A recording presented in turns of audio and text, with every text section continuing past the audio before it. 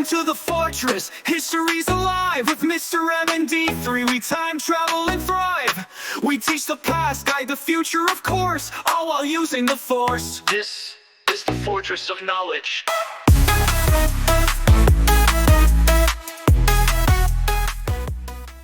Deep dive.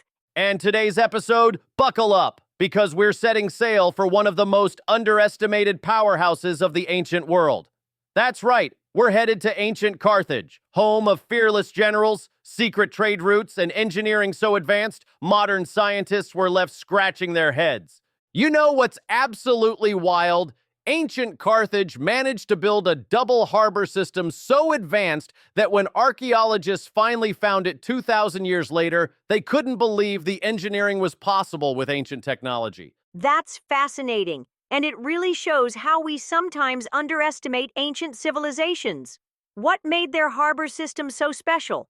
Well, they basically created this massive engineering marvel with two connected ports. One circular military harbor that could house 220 warships, and one rectangular commercial harbor for merchant vessels. The military harbor even had this incredible underwater surveillance system using chains to detect enemy ships. Let me add something interesting about those harbors.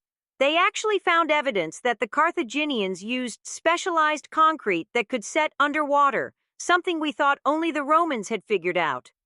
Speaking of their innovations, their ships were absolutely incredible. Their flagship vessel, the Quinquereme, could carry 420 crew members and was so well designed that the Romans actually copied the blueprint when they found a crashed Carthaginian ship. The scale of their naval operation must have been enormous. How did they manage to maintain such a large fleet? So here's what's really interesting. They had this incredibly efficient shipbuilding system where they could construct a complete warship in just 60 days. They had standardized parts and specialized workers, kind of like an ancient assembly line. That reminds me of how they organized their whole society. Everything was structured for maximum efficiency. Exactly right. And their trade network was massive. They had established routes reaching as far as Britain for tin, West Africa for gold, and even possibly to the Canary Islands. Their merchants were basically the FedEx of the ancient world. Well, that explains why they became so wealthy. They had a virtual monopoly on maritime trade in the Western Mediterranean. And get this, they were so protective of their trade routes that ship captains would deliberately sink their own vessels if they thought foreign ships were following them to discover their secret paths to resources. Oh, wow. That's some serious commitment to trade secrets. Though I suppose when purple dye was worth more than gold, you'd want to protect your sources. Speaking of protection, let's talk about their military genius Hannibal. This guy didn't just cross the Alps with elephants. He actually developed special vinegar-based solutions to break down rocks blocking his path.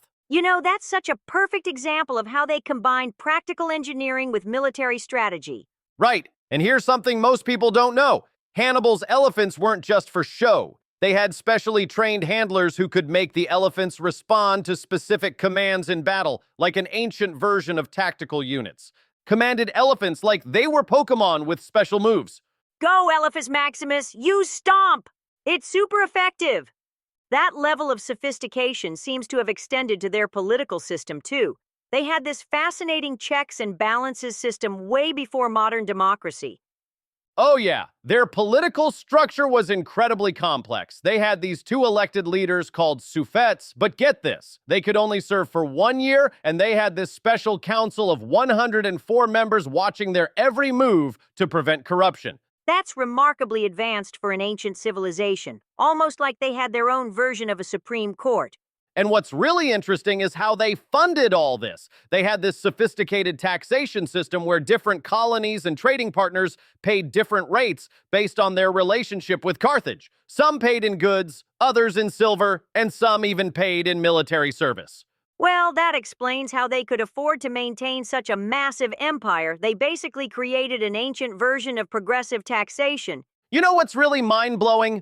They had these agricultural manuals that were so advanced. The Romans actually preserved them after destroying Carthage. These books detailed things like crop rotation and grafting techniques that we still use today. So advanced, even the Romans were like, yo, save their manuals before we burn everything else. That's quite the legacy. to have your conquerors actually preserve and use your knowledge. And here's the ultimate irony. Even though Rome eventually destroyed Carthage, they ended up adopting so many Carthaginian innovations that you could say Carthage kind of won in the end. Their influence on shipping, agriculture, and urban planning shaped the entire Mediterranean world. So in a way, their real superpower wasn't just their navy or trade network. It was their ability to innovate and create systems that outlasted their own civilization. Exactly. And that's probably the biggest lesson from Carthage. Sometimes the most powerful legacy isn't about conquering territories, but about creating ideas and innovations that become so fundamental that people forget where they came from in the first place. All right, fam, let's hit that rewind button and break this down Carthage style. Fast, fierce, and full of facts. So boom! Ancient Carthage wasn't just a dusty old footnote in history class. These folks were straight-up engineering goats. They built a double harbor system so advanced that it had archaeologists saying, wait, they did what with what? One harbor for shipping, one for warships. And get this, they had underwater spy chains. Yeah, like actual chains to detect enemy ships. Carthage was out here playing battleship on expert mode before it was cool. Their ships? Absolute units. The Quinquereme carried over 400 people and had Romans so shook they literally copied the design like it was a cheat code.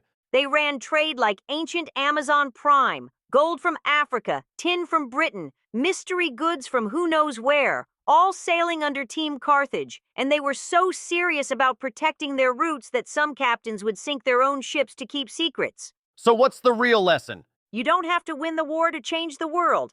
Exactly. Carthage didn't just leave behind ruins, they left behind a blueprint for brilliance. So the next time someone underestimates you, just remember, be like Carthage. Build big, think bigger, and leave a legacy that even your rivals gotta respect. And that wraps up our journey through the high seas, harbors, and Hannibal of ancient Carthage. But don't shut the fortress gates just yet. Because next time, we're heading to the land of gods, gym class, and glorious chaos, ancient Greece. That's right. Where democracy was born, philosophers couldn't stop talking, and epic myths had more drama than a middle school group chat. Think heroes, monsters, and someone yelling, "This is Sparta."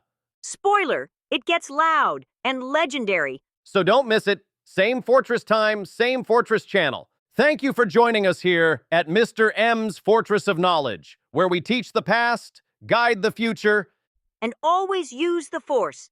See you next time, history heroes. This is the Fortress of Knowledge.